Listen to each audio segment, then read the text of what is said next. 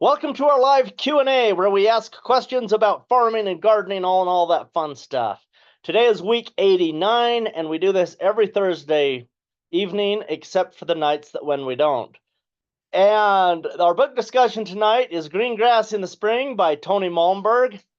And we're going to do that and we will discuss this book because it is absolutely fantastic. And then we are going to be talking, we will open it up to Q&A for your gardening questions when the book discussion is over. And here are the 9 ways that I help people to grow food.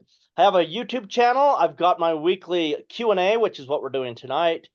We have a Patreon channel with a library of fantastic things. If you want to see the current videos of what is happening in the on the farm and in the greenhouse, then that's on Patreon, and then it comes out on YouTube a year later, which is pretty fun because it's still good content. I'm a soil laboratory. You can send soil samples to me, and I will tell you the living active microbes that are creating functioning soil for you. I am also, let me push a button here. I also have the Georgic Schoolroom. That's our 17-week class. It's the summer class, which is coming up, and we're getting all the fancy plants started for the students who come to that. I've been planting today and transplanting. It's been a lot of fun. We have a 3-day boot camp. That's coming up soon. I'm available for consulting if anybody wants consulting work done for your own farm and land. My book, Worry Free Eating, is available on Amazon. And if you want to read my newsletter, go to www.georgicrevolution.com and get signed up for our newsletter that we send out whenever we feel like saying something to people. Here are the dates for Spring Boot Camp that is coming up. This is April 25, 26, 27. This is the last weekend in April. So that's going to be a Thursday, Friday, and Saturday. Tell your friends and family about this, and we can have a fantastic and a beautiful opportunity here to learn everything that you need to know to have the best garden of your entire life. Okay, the Georgic Schoolroom. What do we teach in this class? We teach soil health, regenerative agriculture, permaculture, biodynamics, holistic management, silvopasture, Georgics, ecological agriculture, ecological literacy, and how to be profitable in our modern world in agriculture. I think this is the only class in the world that has all of these things in an umbrella. You can go to a permaculture class all over the world. You can go to biodynamic classes all over the world. You can learn holistic management in Zimbabwe and New Zealand and North America. You can learn silvopasture from a very select small group of people in North America, which is funny because they were doing it in England thousands of years ago. But nobody has all of these things under one roof except for the Georgic Schoolroom. So this is May 20th through September 14th. So it's a summer class. We house you here, we feed you here, and we teach you all of these fantastic things. Now, we are still taking applications, so let your friends and family know that there are still room for people to sign up for this class. Go to our website, georgicrevolution.com, to fill out an application.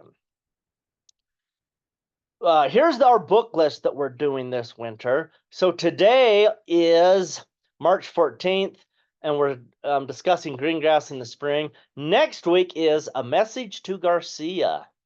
And this one is going to be great. So get this book, go through it, and you can be a part of that discussion next week if you choose to be here. Okay, let's go ahead and start our book discussion. And I have a bunch of notes here, but this is just in case nobody read the book. I can come back and look at this. So for right now, I'm just going to stop my screen share so that I can see people on here. And we can have, because it's just fun to see you while you're talking. So for those of you who read the book, let's just start with someone who read, and you tell us what you thought of the book. The last few weeks, I've been giving an introduction to the book and why I chose the book for our winter room discussions this winter. but let's just start out with somebody else. Go ahead and unmute. Don't be shy.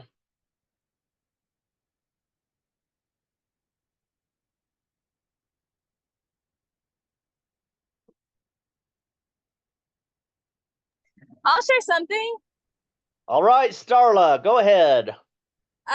So one of the things that it was a great book. Oh my goodness, loved it so much. But one of the things that like really hit me was he was, oh man. It started with him, someone recommended that he go into town without his hat, which is something he always did. And it he saw things a little differently, and people didn't recognize him, and it was like this whole thing of not being afraid to break away from traditions to find a new perspective and learn something new, and find a new way to figure out like the same problem. Anyway, yeah, loved it. Nice. Thank you, Starla. That's good. It's so true. We do need to break away from traditions. If we have fantastic traditions, great. But sometimes they hold us back from learning the things we need to learn from other people and other cultures. And it's not like we have to give up our traditions or our culture, but if we think that the way we think is the only way to think, man, we are really messed up, and we just like an irrigation ditch. You put a dam in it and it just stops the water, and that's what happens to us. So yeah, that was a good part of the book. And that theme was all the way through the book. You saw so many places in the book where the experiences he had to overcome that to be able to learn and to grow and to become successful. All right, who's next? Somebody else has a chance to say something if you want to. I want to say something about what Starla said. I really liked that as well, because sometimes we have to look at other people's perspectives or like try something new before we know who we really are and what we want. Sometimes I think that, I don't know if it was Brene Brown or who said this. I should go look it up, but there's something along the lines of like, if you are only doing things the way you've always done them, then you're reacting to life. You're just reacting to something, like you're against someone or you've done it like your parents. But if you choose to like explore and do something new and then choose to be intentional, then you're actually living life. And I think that that's something that Tony learned, was when he was able to look outside of what he had always thought, he found solutions to his problems. But not only that, he learned how he could choose to be and be who he is, instead of trying to live his father's life or live a life that he wasn't actively wanting. And so I think it's really interesting and good for us to think about as well, because we can try new things or at least see from other people's perspectives. We may still stay the same, but if we never try something new, or if we never look at something from a different perspective, then we may never be intentionally choosing. We're just kind of like going along the path that we've always gone on. So I really liked that. Nice, fantastic. A great observation. Good comment. Thank you. Okay, who's the next brave person?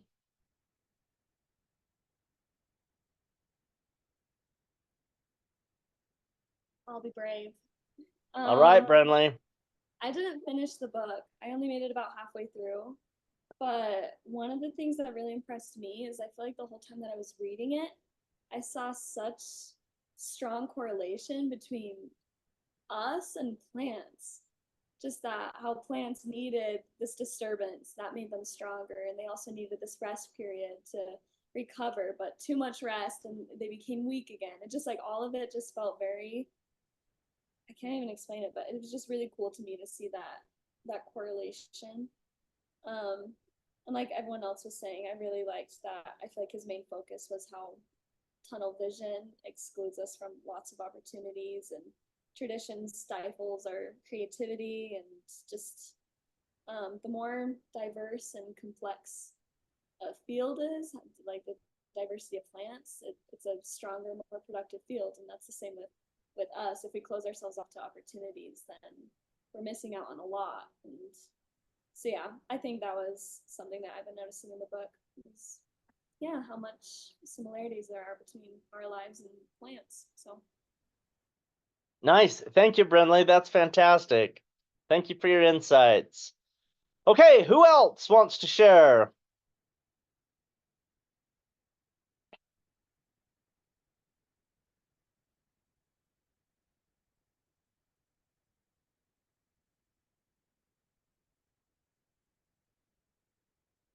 Anybody wants to be brave who read the book and you have something to share? Now is your moment.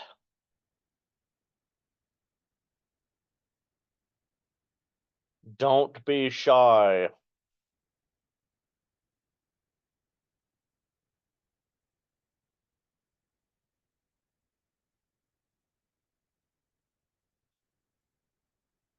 You have 3 seconds, and then I'm going to start talking, which everybody will be really happy if I did that.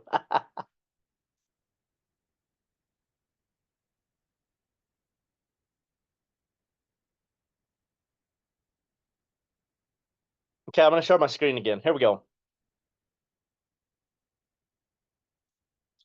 All right, here's something I loved. I really loved how many of the classical authors that he brought into this.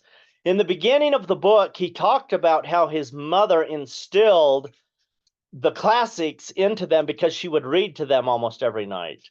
And just, forget everything else about the book. If we could just learn that as a society and we could read to our kids, we would change most of the societal problems that we have in, a good 25 years. And that's the truth. If we would read the classics to our kids, we would solve most of the problems we have. And it's interesting, he tried to hold the ranch together, and then there were all these problems. There was a divorce. There's all these really like tragedy type things that happened to him. And, and like, it's not like he was a victim. He totally said in the book that he understood it was a lot his fault, but he didn't even understand it at the moment, like when it was happening. So he's in Nevada, he's working in a mine, and could have been an oil field because he had different jobs in different places. But anyway, he's working, and on one side of his table, he had where he would eat breakfast and dinner. And then on the other side of the table, he has a stack of books. He's got a Bible. He has all these other classic books, and he would read. And so he continued his education and he continued to learn. And that comes out in this book because he's naming all these people that he quotes. The chapter headings, he has awesome quotes. And then throughout the book, he mentions people. He mentions Emerson, Henry David Thoreau, Socrates, James Baldwin, many others. Those are just a few, but there's a bunch of them in the book. And it's one of the neatest things because it doesn't matter where you come from, who you are, your lack of education, or how much education you're blessed with in your family culture. If you will take your education into your own hands and educate yourself, the world gets better for you. The world gets better for those around you. And that really came out in this book. But I mean, I've had the book discussions on this book with other people before, and nobody has ever brought that out and talked about it. So I wanted to bring that out because I think if he didn't have the education from his mother reading classics to him, and then as an adult, he continued that, he wouldn't have learned all these things, how to become a successful businessman, a successful rancher, and a successful community member. You simply can't do it without education. And so I wanted to make that really clear here tonight. But I gave everybody else the opportunity to say it first, so that's why I had you guys go first. But the reason things go wrong in life usually is because we're thinking the wrong way. And our book last week, As a Man Thinketh, brought that out.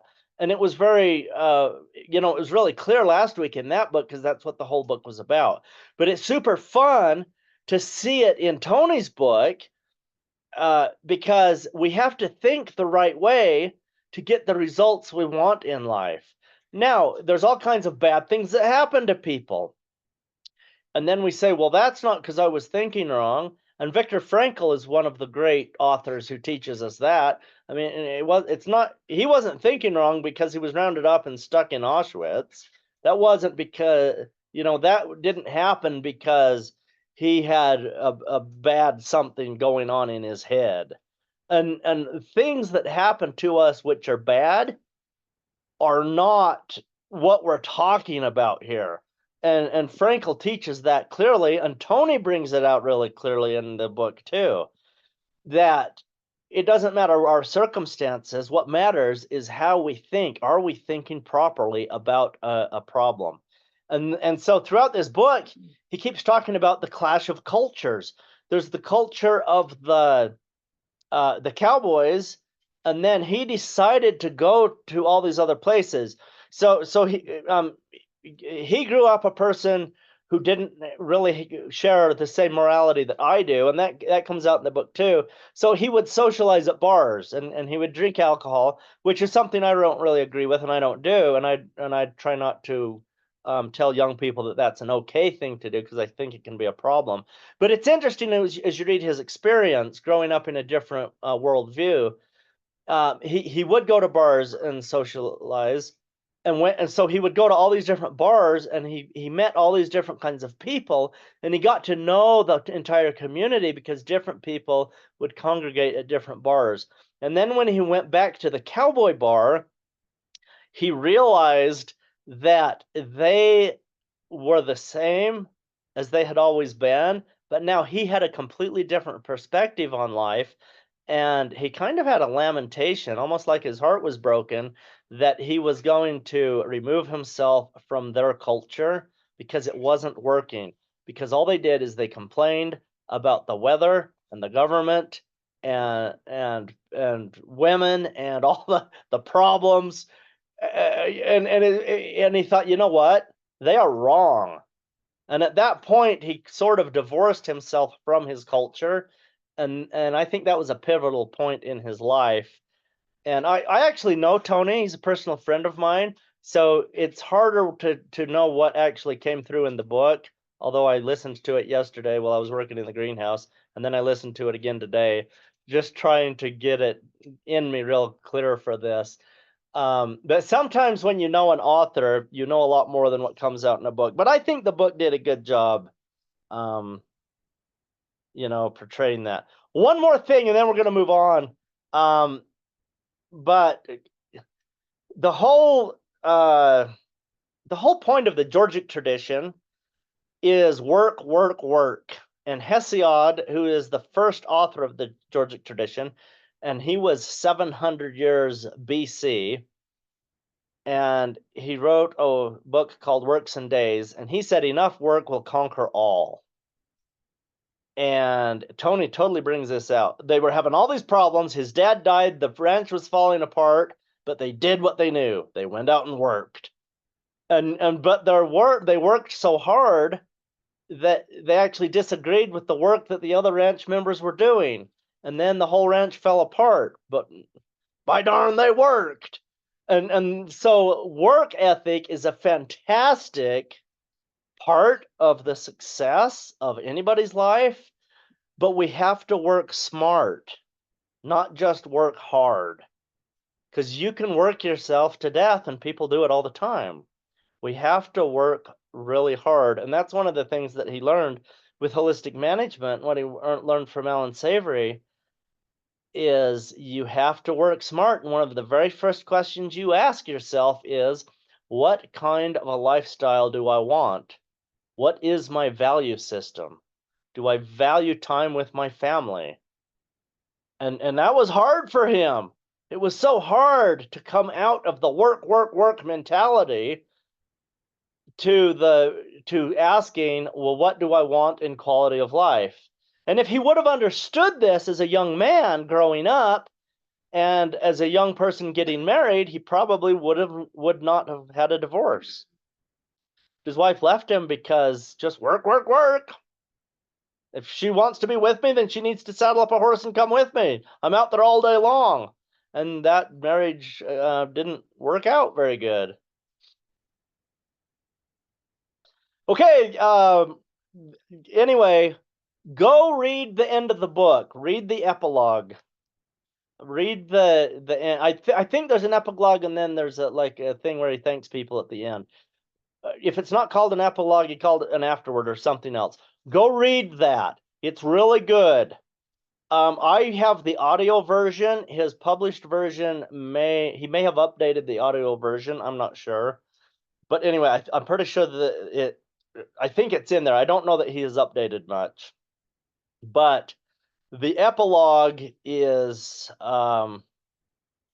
it's fantastic because he talks about how he put all of the practices that he was trying to get get across in the book, and through his experiences, he sums it up there in that epilogue, which is really good. I listened to it twice today. I backed it up when I got done with the book. I backed it up and listened to it a second time, and it was fantastic. Okay, right now is your chance if you want to say anything else about green grass in the spring, and it could be good, it could be bad. You might have complaints about it. You may say, I didn't like the vulgar parts, so I stopped reading.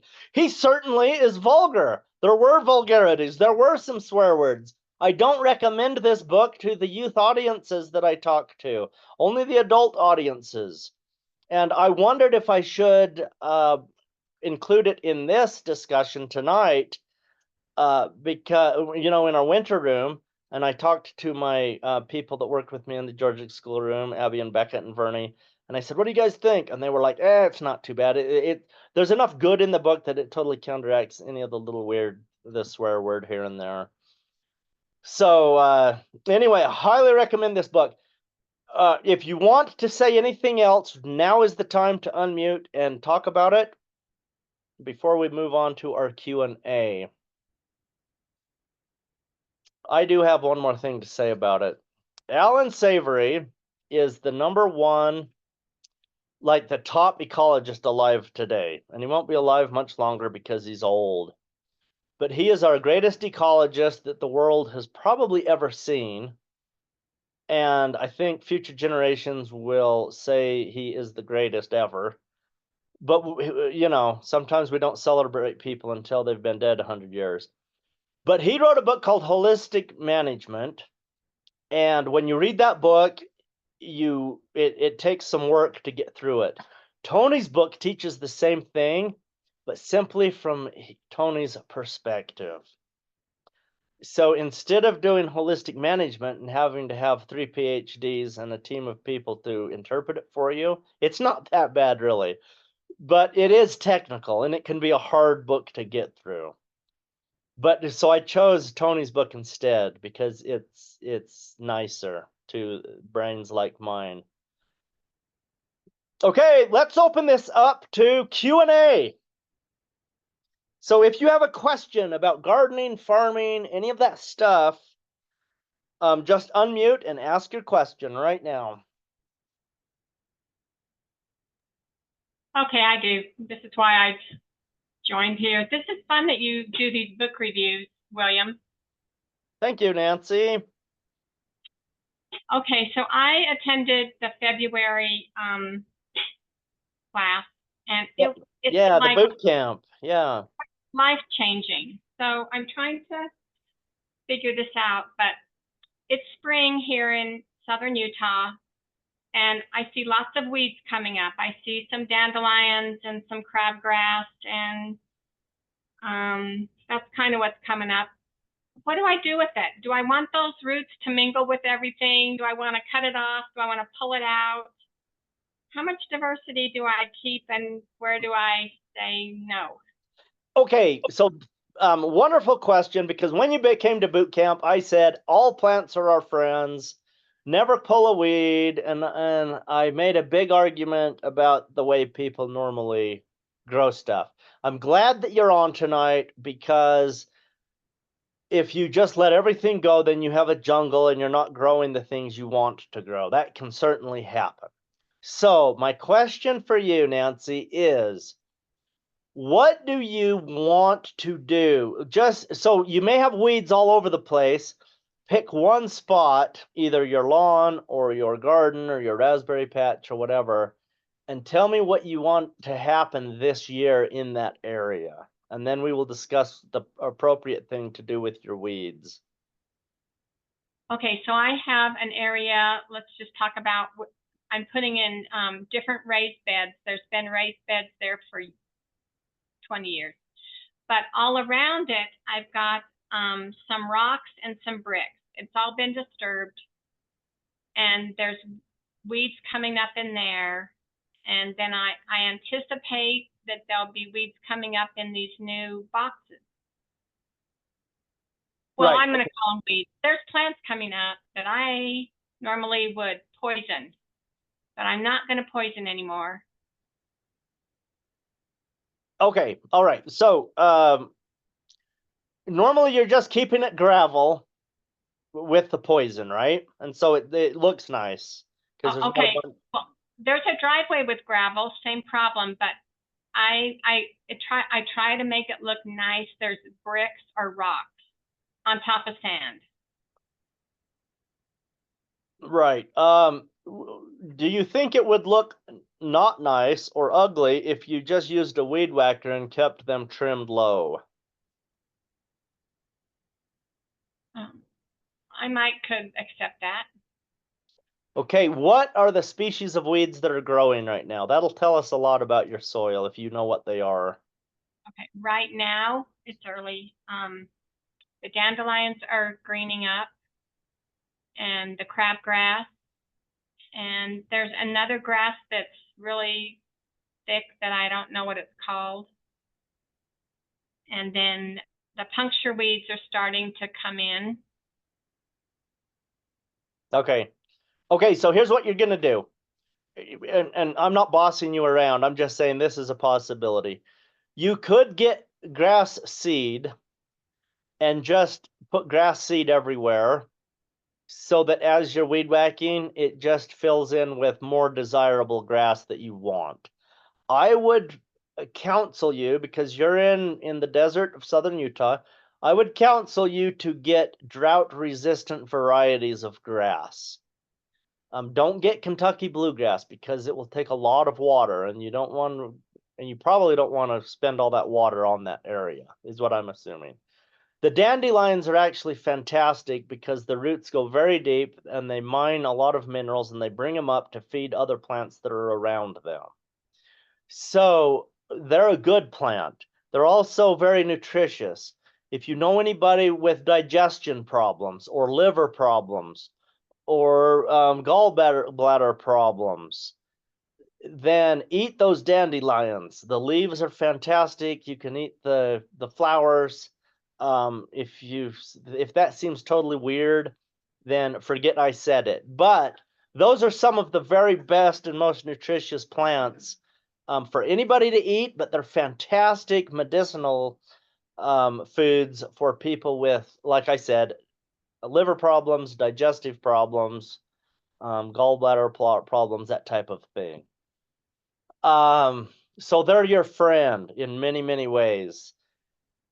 If you find that your lawns are not growing good, you need to plant dandelion seeds in there and get the dandelions growing, and it will help that grass to grow better.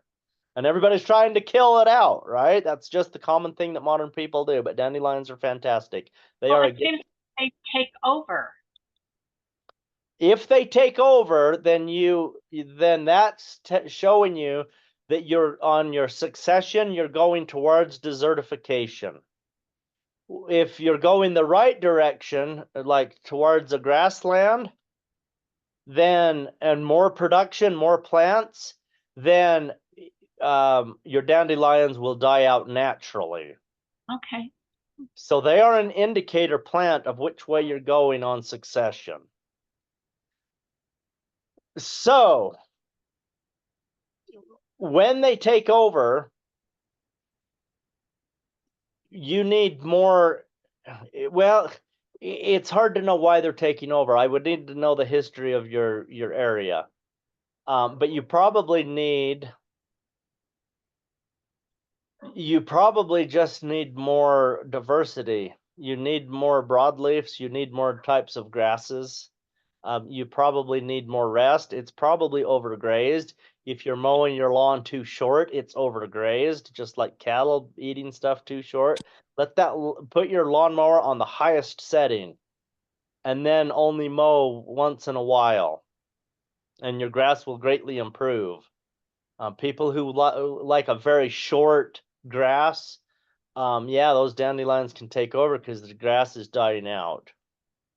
It's not the dandelions that are killing it. It's the overgrazing.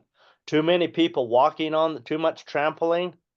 You know, if it's in a pasture, then it's the cattle and horses that are trampling it too much. And bless the hearts of the dandelions, because they won't die. They're keeping it from being bare ground. At least something's growing.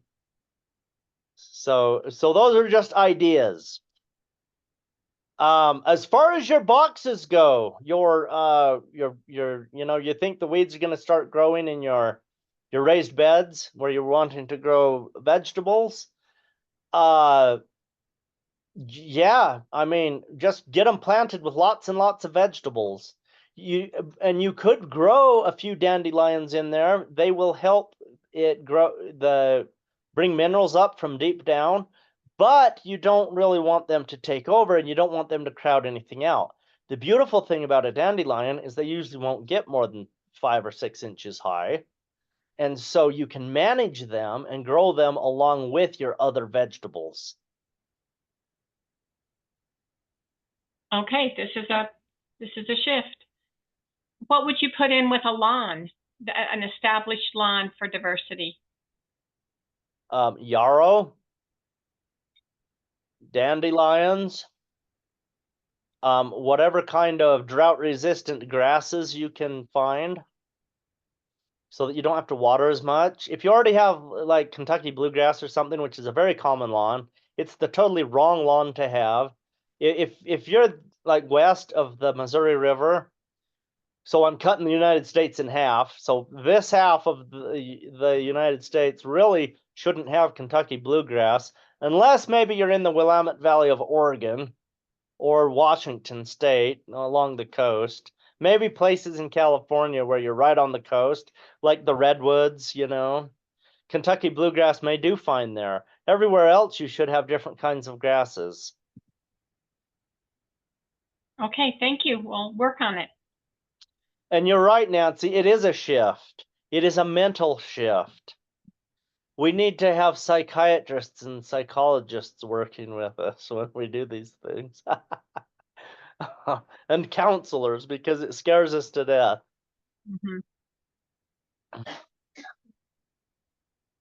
Yarrow is good. You could have, in fact, I have a friend. Yeah, I had to look to see if he's on tonight. He's not. Sometimes he's on here. Well, Peter, are you on here? It's your dad.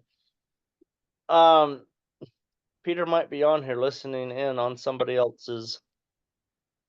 I think they left. They were here earlier. But they have yarrow in their lawn. I would say their lawn is maybe half yarrow. And if you mow it once a week, like a normal lawn, it's a beautiful, soft, wonderful plant. And it is very drought resistant. It grows out here in the Nevada desert where I live all over the place. So it takes very little water. And in a lawn, it's just this very soft, beautiful, supple plant. So I think you could have an entire lawn that's just yarrow. So that's a good one for southern Utah area for sure, in the desert. I think of yarrow as a flowering plant, and it can get 3 or 4 feet. Yeah. Will it spread? Yeah, so if you put it in your lawn and you mow it, it never sends up that seed head, because as soon as it starts to seed, your lawnmower whacks it off, and then it doesn't try again until next year. So it just grows in your lawn, and it's really fun to walk on with bare feet. It's a lot better than grass. Okay, let's take a question from somebody else. If you came here tonight for a Q&A for gardening, go ahead and unmute and ask your question. Okay, I'm wondering, I live out at Riverbed Ranch, and so I'm wondering, ground cover. I just have a lot of bare ground now that the tumbleweeds have blown off. There's just bare ground everywhere. And how do I manage that? I can't, I have to use a sprinkler, and even that would have to move it all over the place. I don't know. Just trying to figure out how to cover the ground with something. And what would I cover it with? Yeah. So you always want the ground covered with two things, okay? Living plants and dead plants. The dead plants that are covering the ground, we call that a detritosphere. Detritus as in trash. So it would be a mulch of wood chips or straw or old hay or barnyard manure or cow pies, whatever.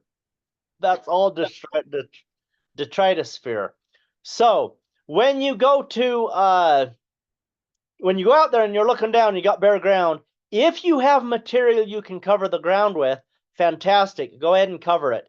If you don't have material and it's out of context to bring material in, a person who has 10 acres and you live very far away from material to cover the ground with, it's too expensive to bring in all those dump truck loads of stuff. It's just out of context. It's not the right thing to do.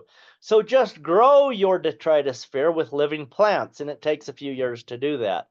So if you can get any plant to grow, let it grow.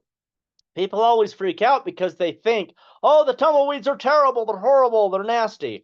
Well, that was a human's interpretation. That is not the ecology we live in. If you can get some nasty, horrible weeds to grow by simply watering the ground, that's great. Let them grow. Let the lamb's quarters and the red root amaranth and the morning glories and the thistles and the tumbleweeds and all the noxious briars that most humans hate, let them grow. Let me be clear. Most humans are ecologically illiterate. I'm not saying that to be mean to humans. I'm just stating a fact. We don't understand how ecology works.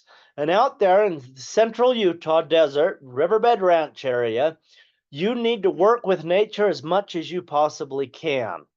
So if you can get them to grow a little bit, wonderful. Put your lawnmower on the highest setting and start mowing that and keep it watered so that you are growing a living plant base, but you're controlling the weeds so that the seeds on those nasty weeds don't mature and they don't blow into the neighbor's yard and make your neighbor unhappy. But this is a way to begin covering the ground. The other thing you could do is you could start getting seeds from drought-tolerant species that are less undesirable. And I would actually do this while you will let the weeds grow. So there's, if you go to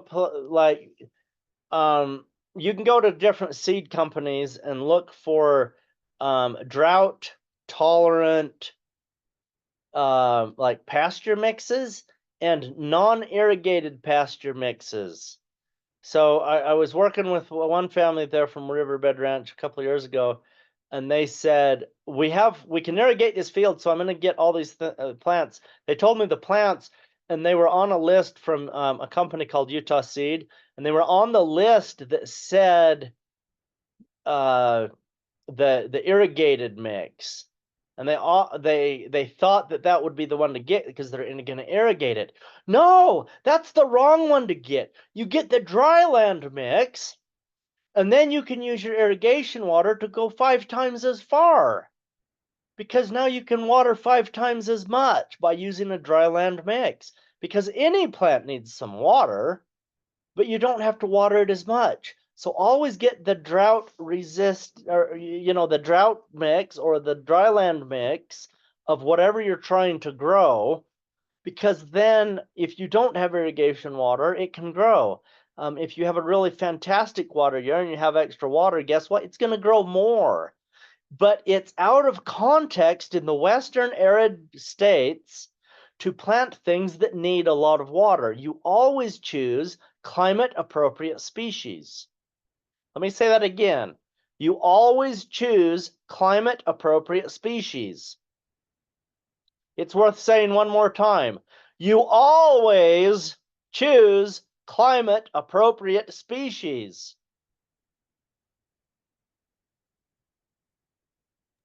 Got it. Okay, fantastic. Do Any I other questions? Oh, go right ahead. do I just broadcast? Yeah. Do I just broadcast a bunch of seeds, or do I have to make rows and cover it, or how It does that depends on work? the species. Some species want to be covered. Some species want to be broadcast and they need light to germinate. So, I mean, in Mother Nature, nobody's out there burying the seed. So most things you can just broadcast it. Here's the problem. If birds come along and eat it all, and they've eaten it before it sprouts and roots go down, then yeah, you needed to cover it. So it depends on the context of what's happening. Do you have lots of rabbits that are going to be eating it? Maybe you need to have a young child, like a 12-year-old with a 12 gauge, and protect your seeds as they're coming up from all the vermin that are out there. That's not politically correct, but neither am I, so it's okay. I don't know. There's contextual things that you're gonna need to do to get the plants to grow and to germinate.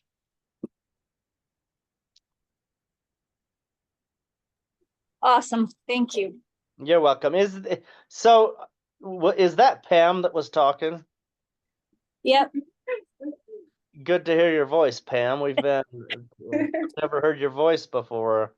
I think we've talked 1,000 times over the internet, but that's fun. All right, next question. William, I have a couple questions. I don't know how our compost is doing. It's down at the bottom of the hill. We've had a lot of snow, hard to get down. So long story short, I don't know if it's even any good. So assuming that it's not, that we could put it on the tops of our gardens, I'm wondering what we should do for our raised bed gardens this year. How should we prepare them? It's time to plant the cool weather crops, I think, right now. And I'd like to do some things like this next Monday, even to get some things in the ground. Tell me your thoughts. Okay, is there still snow on top of your compost, or can you get to it right now? I don't know. Okay, well, that's the first. I'm going to assume you can get to it. Okay. Okay. So walk out there tomorrow and or Saturday. or Monday or whenever, and go take a pitchfork, stick it in your compost, and dig deep down in the middle of your compost. And then pick it up. You're going to look at it and you're going to smell it. Those are the two things you're going to do. You're going to look at it and you're going to see if it looks like it has decomposed pretty good. And if it looks pretty good, then it's probably fine. And then you're going to smell it. And if it smells disgusting and putrid, like a dead animal or a rotten food, or if it has any offensive odor at all, then you probably don't want to use it right now. Leave it in the pile, and then it'll probably be ready to put on your garden in this fall, or maybe next spring. All right? Yep. But if it smells beautiful, like a very good earthy smell, or if it has no odor at all, then it's going to be just fine. And then you can take it and you can put it all around the surface of your gardens. And if it's not, what should we put on it now? So if it's nasty and gross and horrible, then that means you don't have any compost to put on. Therefore, you are going to grow your garden this year without compost. Okay, so don't put any compost, like even stuff like we used last year that we got from wherever. You could, if you can round up some wood chips or leaves or this or that or the other, you could put that on there. Oh, we do have dry leaves that we could put on. Yeah, put that on there and make sure you're watering them so they don't blow away in the wind. It's always better to have the ground covered than no ground cover. All right, and then just go ahead and plant in what we had last year. Yes. Don't add anything to it then. We haven't even cleaned up the bed. I mean, maybe, but if you don't have anything to add to it, then probably not. Here's what you don't want to do. Don't add a half-baked compost that's really stinky, because that's going to be anaerobic material, and all of our disease causers grow in anaerobic materials. But if you wait for that compost to go aerobic again, like in a year from now, and when it smells good, now all those disease causers have died. And so it will be safe to put it on your garden. All right. And then we have a bed that is really it's not deep enough. It's only about 6 inches deep. And I'm wanting, and we did grow things on it last year, but for instance, we put corn there and it didn't do well. It didn't do as well as the corn did in another area of another square foot garden that was deeper. And so I'm just wondering what we should do with that soil that we did grow in last year. That's probably pretty good, but we need to add more dirt to make it deeper. What would you do? So this is a raised bed with wooden sides around it. Yeah, it is. Go to Home Depot and get you some bags of potting soil and just build up the soil with that. And put it right on top of the other and don't dig it in. Correct. Okay, and just plant on top of that. Yes. Okay. Okay. And remember, you've only been gardening these year. gardens for how long? Like 1 year? 1 year. Yeah. Okay, remember this. Everybody listening tonight and this recording, remember this. It takes 3 to 5 years to create a functioning soil. That means you need to continue to add fertilizer this year in your garden and next year. Your garden will not be growing good fruits and vegetables without some plant food. And the plant food that I say you probably should get is called fish hydrolysate. And you can't find it at most big box garden centers, but you can find it at Intermountain Farmer. Okay. I'm writing it down. Fish hydrolysate. Right. You've talked about that before. Not fish emulsion. People always confuse that. I tell them that all the time, and then people show me later and say, oh, they had it at Walmart. Oh, they had it at Home Depot. Oh, they had it at Lowe's. And then I say, show me the bottle. And they show me the bottle, and they're holding up fish emulsion. That is different. The carbon chains are shorter, which means it's a bacterial food. You want long carbon chains, which means it's a fungal food. Therefore, fish hydrolysate is the one you want. And tell us again where to get it. Intermountain Farmer, IFA. Okay. It's a farm store. And Yeah. there's probably 30 of them in that Wasatch Front area where you live. Yeah. Okay. All right. And then my other question is, we've got things popping up all over our hill and in the walkway, and I don't know what they are. They could be wildflower seeds. If we took a picture of them right now and sent it to you, might you know what they are and could guide us and what we should? There's a 8% chance I would know what they are if you said. Okay. All right. There's so many plants I don't know. Yeah. But I don't know. If we did a test, I could identify 400 plants for you. So there's a chance. Okay, so we'll send you some pictures, and I just don't want to destroy anything that is a wildflower. Yeah. And like with the weeds, you don't necessarily want to cut them down. You want to keep them low. And for us, we can't use a lawnmower on our hill. We have to be a weed whacker. And so we'll have to watch that too, because you don't want to destroy something that's going to be beautiful like a That's right. wildflower, and be pretty Right. on the hill.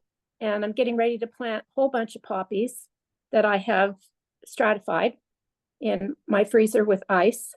And I'm just going to drop them on the hill and step on them and let them grow. Nice. Perfect. Okay.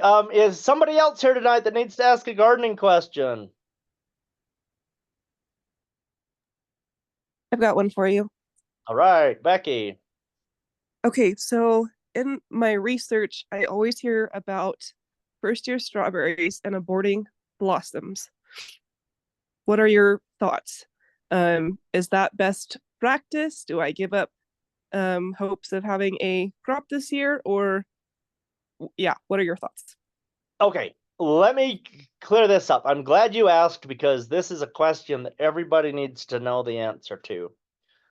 When you read books on starting a strawberry farm, they say, plant your strawberries 3 feet apart and then pick off all the blossoms. And then all the energy goes into runners, and then the runners will go out.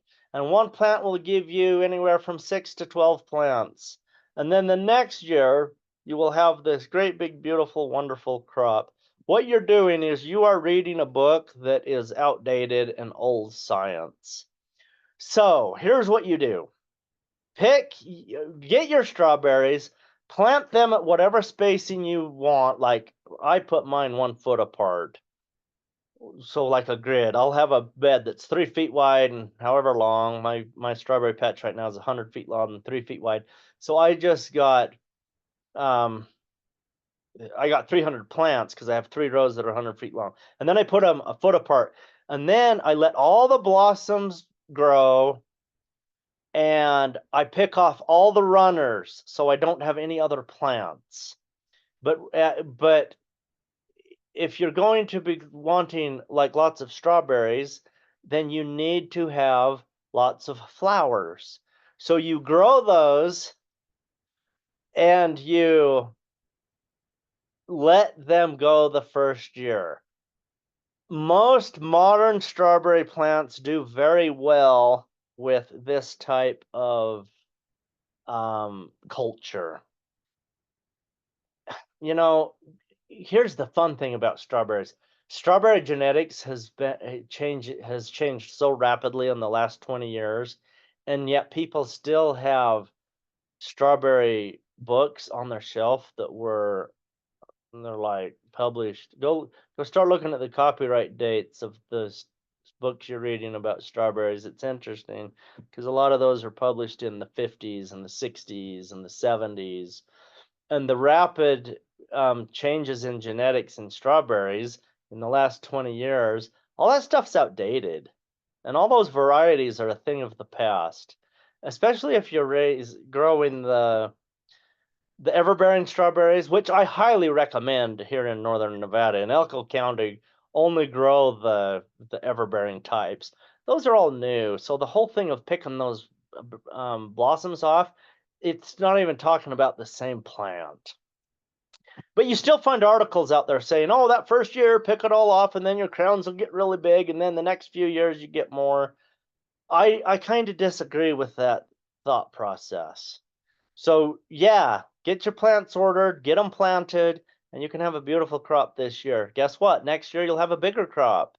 And if you let a few of your, let's say out of each plant you let 1 runner go, so you have a new plant from each plant, and then and so that replaces your strawberries, because your original plant will last for about 3 years, 2 to 3 years, and then you want to take those out, but you want your plants to keep growing.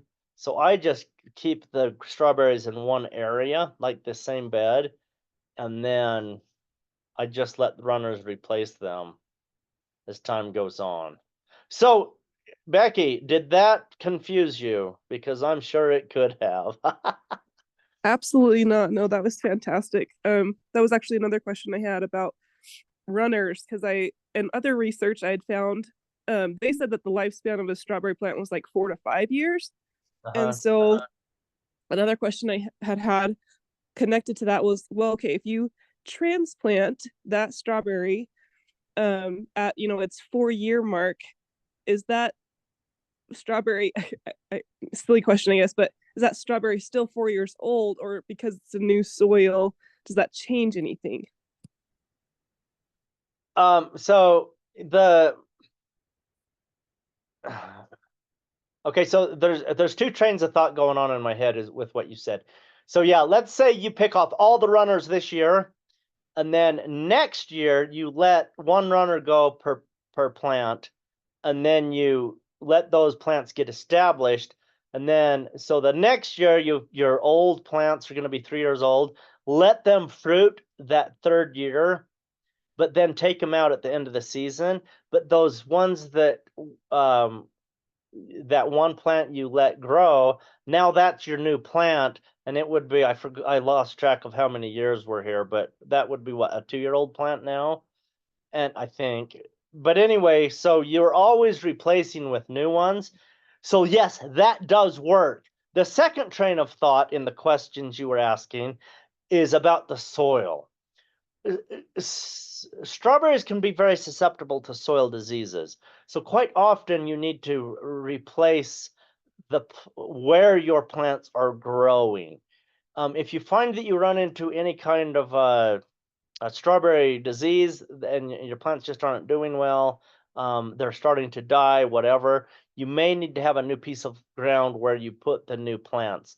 But you don't need to buy new strawberry plants all the time. You could just, as the runner comes out, if you think you need to rotate land, then when a runner comes out, you're going to save, have a little 4-inch pot.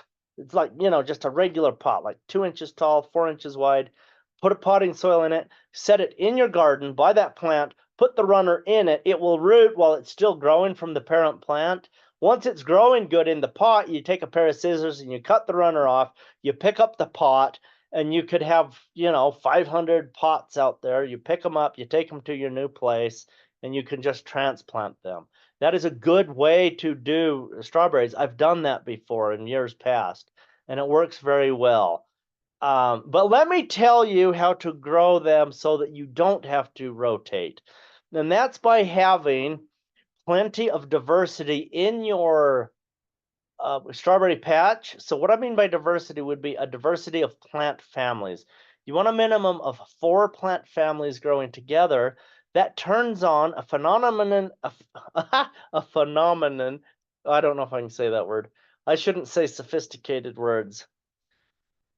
It turns on secondary metabolites, which is, I don't have time to go into the science of that, but there's a thing in plants called secondary metabolites. But that's when you get disease resistance and pest resistance, better flavors, larger leaves, larger fruits, more blossoms. All of those types of things are secondary metabolites that happen in plants. And the reason that they happen is because you have a very large population of beneficial microbes in the soil.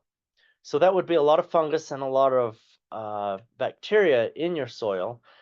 But generally, you don't get the real benefits of that happening unless you have 4 plant families minimum.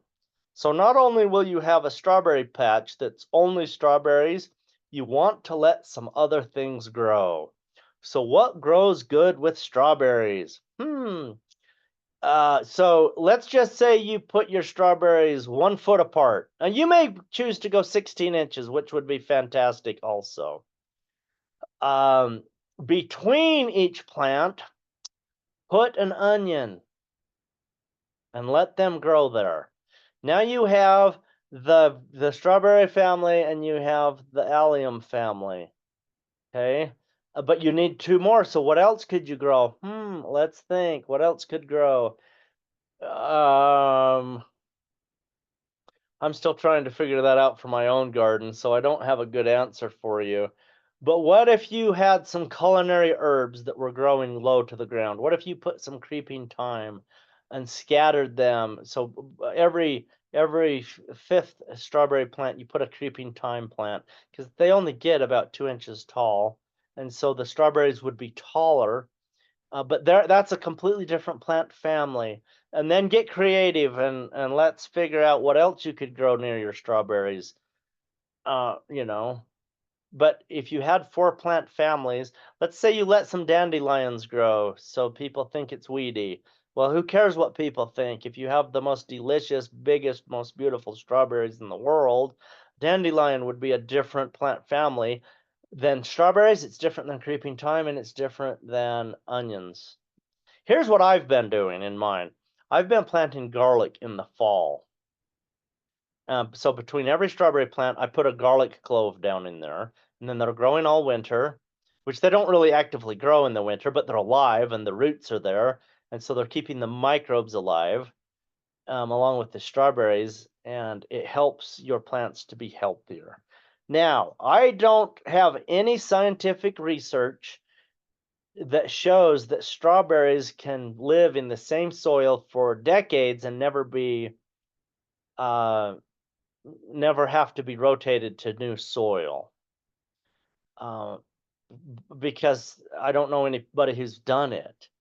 Although there are gardeners who have done it with green beans. There's gardeners doing it with potatoes. And green beans and potatoes are both very susceptible to being grown in the same land every year.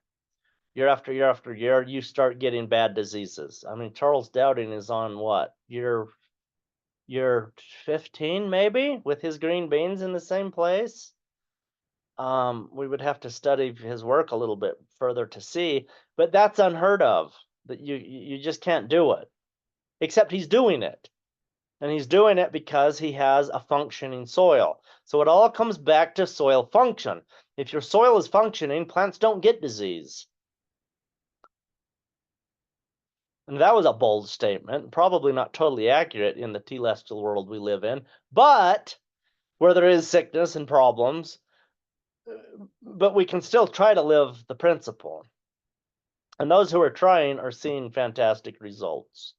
All right, Becky, how was that? Was that miserable or did that help you? Oh, that was absolutely fantastic. All right. That was really good. Thank you so much. You're welcome. Okay, come back next week with more strawberry problems. Oh, I will. I've got plenty. All right, good. Okay, is there anybody else here tonight who has a question about gardening? Or anything, really. But I have time for another question or two. If you haven't spoken yet and you have a question, please unmute and ask. Don't be shy.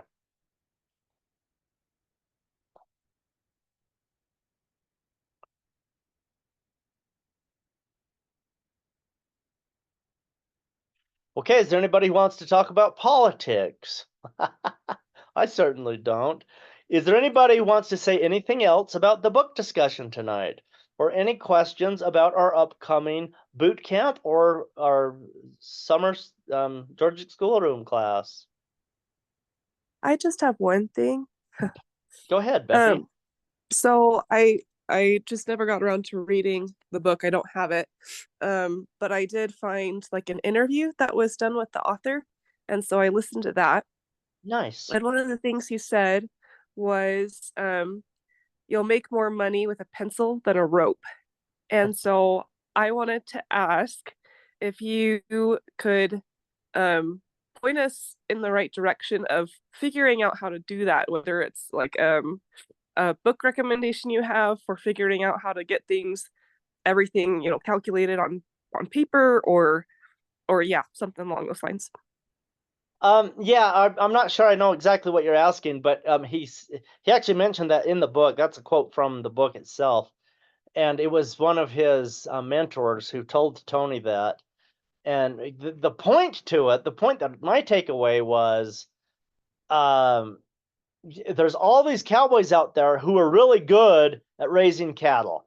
They can fix fences. They can ride through the herd and see if there's sick cattle. And if there are, they'll treat them. They can haul hay. They can plow snow. They can bale hay. They can do all the ranch work. They can have a whole bunch of heifers who are calving, and they can calve those heifers super good and have a very low percentage of lost calves. They're very, very good at the work, and they don't know the first thing about running a business. They don't know the first thing about marketing. They don't know how to like manage the financial part of it. My takeaway from what he was saying is you need to have some business skills if you're going to run a ranch. And that was the point that he was making. Because it's a cultural problem. There is a reason that thousands and thousands of farms went out of business during the 1980s, during the farm crises. And in recent years, that the suicide rate went sky high, and the agricultural industry, like family farmers, they were the highest suicide rate for like 2 or 3 years, just in just the last few years. The agriculture, they were the highest demographic of suicide, and it's the same thing because we know how to do things on the land, and what we know is appropriate for what grandpa did or great grandpa did. I mean, we are really well adept at the 1800s and the early 1900s in the agriculture. We can grow food. We can drive a tractor 24 hours a day for 3 weeks. And on no sleep to get a crop in the Midwest. There's going to be 10 days with no rain, and the soil's right. People will go nonstop. And yeah, and the agricultural community, they are so like they are incredibly good at that. But then when it comes to paying their bills all on time, they're angry because there's a bill to pay. The entrepreneurial skills just aren't always there. And that was the point of that book. But you did ask for something specific, like a book, where to go, what to learn. Would you, Becky, would you just give me more information on what you're actually asking? Of course. So I obviously want to be successful. And one of the things I've learned as I've been looking into this is it's really easy to just throw money at things. And it's just turn it into really a money hole.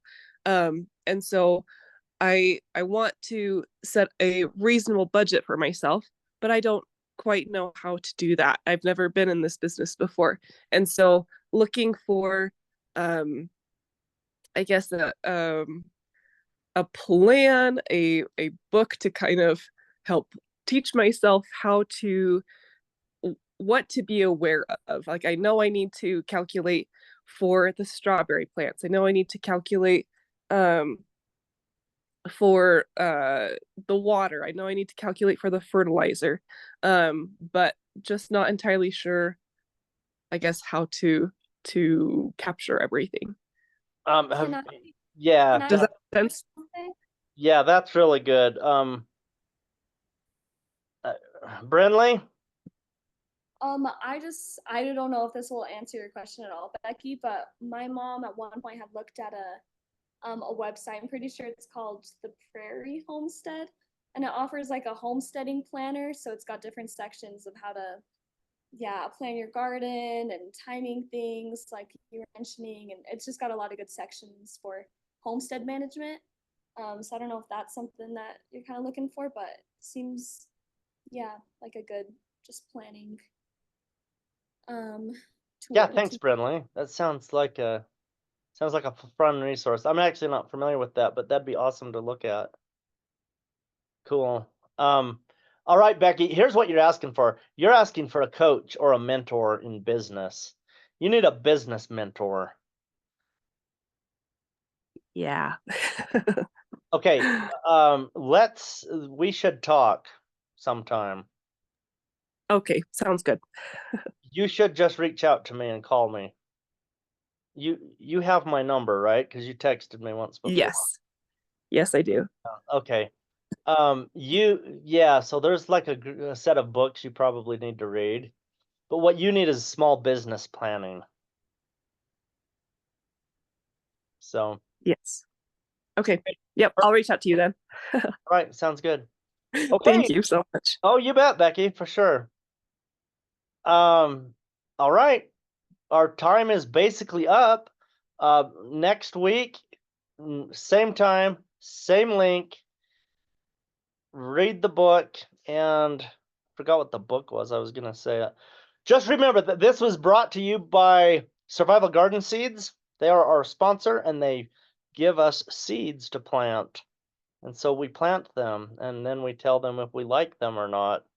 And the seeds I've grown so far from them have actually been fantastic. And my greenhouse is filled with food. I'm eating food from them right now, which is pretty wonderful. So good night, same time next week, same link next week. Good night.